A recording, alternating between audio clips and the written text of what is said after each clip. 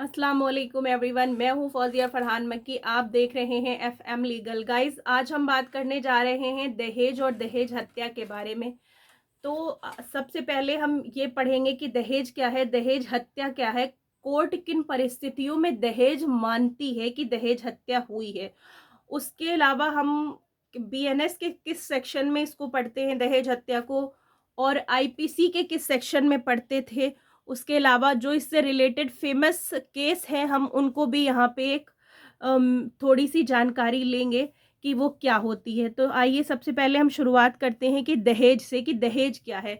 Guys, जब एक लड़की अपने वैवाहिक गृहस्थ जीवन की शुरुआत कर रही होती है, तो उसके परिवार वाले जो होते हैं वो उसको दान दहेज के साथ अपने घर से रुखसत करते हैं। वो उसका दान दहेज जो होता है वो उसके गृहस्थ जीवन का सामान होता है, जेवर होता है, कपड़ा होता है, इलेक्ट्रॉनिक्स का सामान होता है, फ्रिज, टीवी, एसी वगैरह।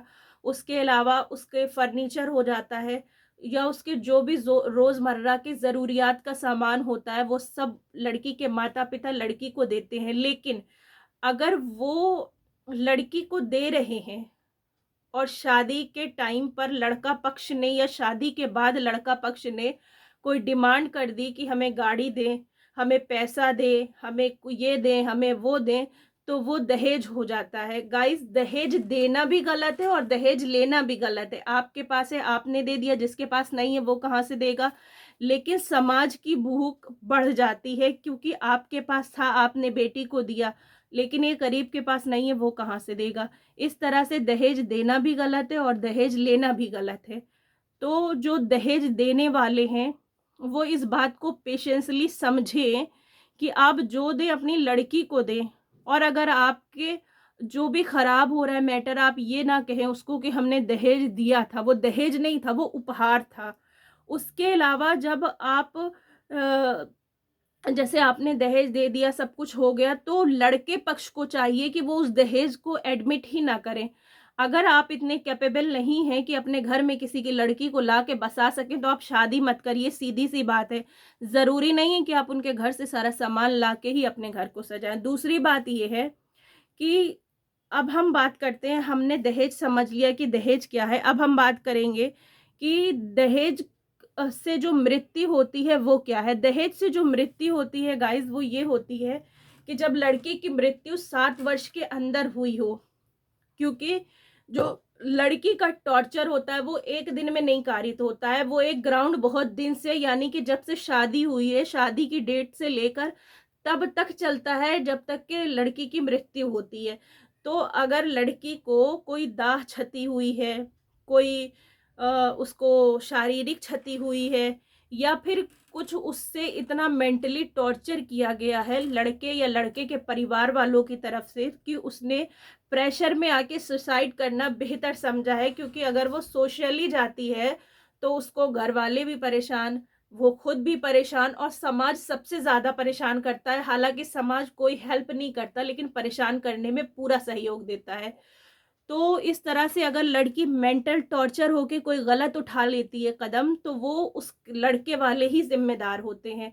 दूसरी बात ये है कि अगर और कोई ऐसी असामान्य स्थिति में हुई है डेथ, तो जब कोर्ट के पास मसला जाता है और कोर्ट शैल प्रिजम्पशन करती है, यानी कि उपधारणा करती है, तो वो ये देखती है इन ग्राउंड्स को कि कितने वर्ष शादी को हुए थे, जो पीएम रिपोर्ट है या इस तरह की जो चीज़ें हैं उसमें क्या रिपोर्ट आई है, क्या कोई शारीरिक क्षति हुई है, क्या कोई असामान्य स्थिति है, या ऐसी क्या वजह थी जो डेथ हुई है, क्या ये सुसाइड तो नहीं था।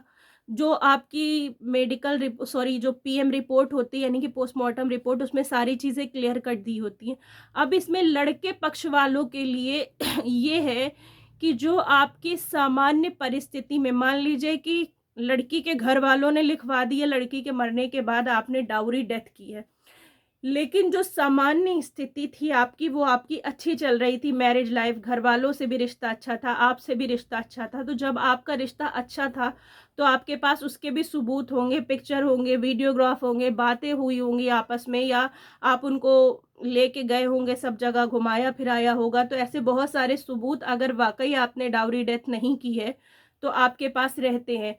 तो वो आप लड़के पक्ष वालों का काम है कि ले जाके कोर्ट में प्रूव करना कि ये डाउरी डेथ नहीं थी। गाइज अब हम आ जाते हैं कि हम आईपीसी के किस सेक्शन में पढ़ते थे डाउरी डेथ को। आईपीसी के 118 में हमने डाउरी डेथ को पढ़ा था। अब हम बीएनएस के 113 में डाउरी डेथ पढ़ते हैं। उसके अलावा गाइज हम इसके जो बहुत ही ज़्यादा फेमस केसेस हैं हम उनकी भी बात कर लेते हैं, जिसमें से सबसे पहला केस जो है वो है सिसोदिया वर्सेस केसी समदारिया, उनका केस है।